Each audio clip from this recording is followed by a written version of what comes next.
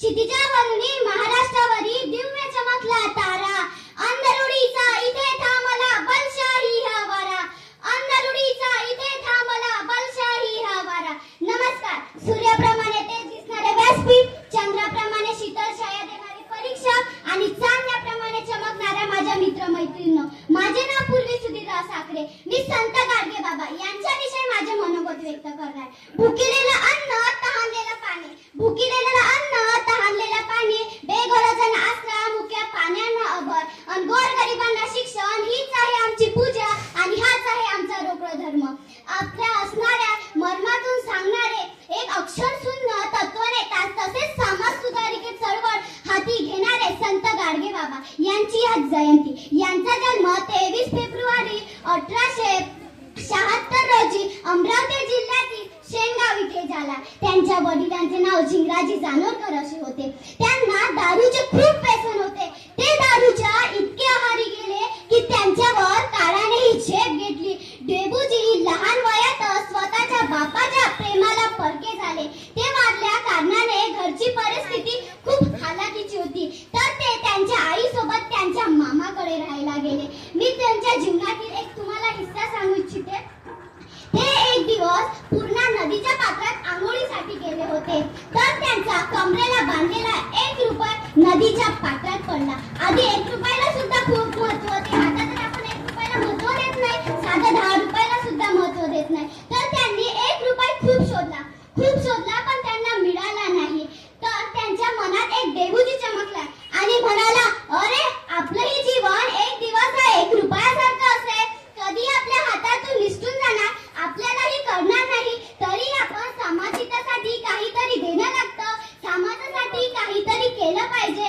त्यांनी 1 फेब्रुवारी 1905 ला अख्ख्या संसाराचा त्याग करून अख्ख्या महाराष्ट्रभर फिरले आणि हेच देबूजी पुढे जाऊन संत गाडगे बाबा झाले. त्यांच्या कीर्तनात नसायचं कधी ताळ मृदुंग, त्यांच्या कीर्तनात असायची ती 2 दगडाची साल, त्यांच्या कीर्तनात असायची ती 2 दगडाची साल. त्यांच्या कीर्तनात लोक व्हायचे तल्लीन, त्यांच्या कीर्तनात लोक व्हायचे तल्लीन आणि त्यांच्या कीर्तनात एक केंद्रबिंदू असायचा.